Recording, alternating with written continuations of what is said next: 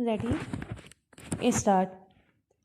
एक नगर निगम और 2 विधानसभा चुनावों के नतीजों पर सबकी नज़र लगी हुई थी।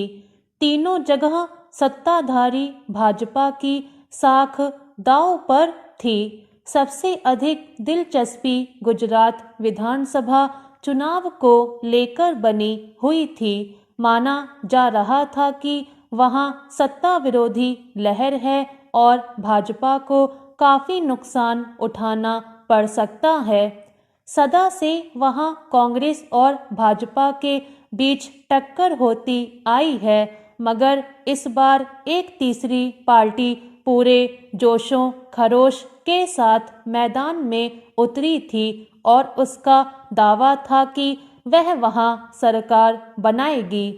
आम आदमी पार्टी वहां सबसे पहले चुनाव प्रचार में जुट गई थी और लोगों का शुरुआती रुझान उसकी तरफ दिख भी रहा था। फिर यह भी आंकड़ा बार बार दोहराया जा रहा था कि पिछले 3 विधानसभा चुनावों से वहां भाजपा की सीटों में कमी और कांग्रेस की सीटों में बढ़ोतरी दर्ज हो रही है। इसलिए इस बार नतीजे भाजपा के खिलाफ जाने के कयास लगाए जा रहे थे, मगर भाजपा ने इस चुनाव में सारे कयासों को पटखनी देते हुए अभूतपूर्व विजय हासिल की है। विश्लेषक इसके पीछे जो भी कारण मानते हों, पर हकीकत यह है कि भाजपा ने न सिर्फ 150 से ऊपर सीटें अपने कब्जे में की हैं, बल्कि इसमें पहले की तुलना में उसका मत प्रतिशत भी बढ़ा है। जाहिर है कि वहां भाजपा पर लोगों का भरोसा कमजोर नहीं हुआ है।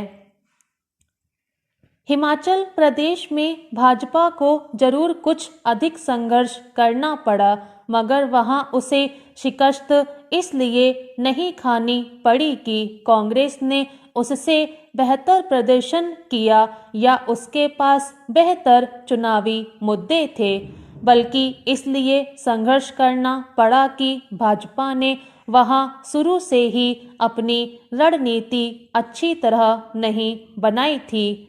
मुख्यमंत्री जयराम ठाकुर के कामकाज से लोग संतुष्ट नहीं थे, मगर केंद्रीय नेतृत्व ने उनकी जगह किसी और को कमान सौंपने के बजाय उन्हें कार्यकाल पूरा करने दिया, जबकि गुजरात में पूरा मंत्रिमंडल ही बदल दिया था।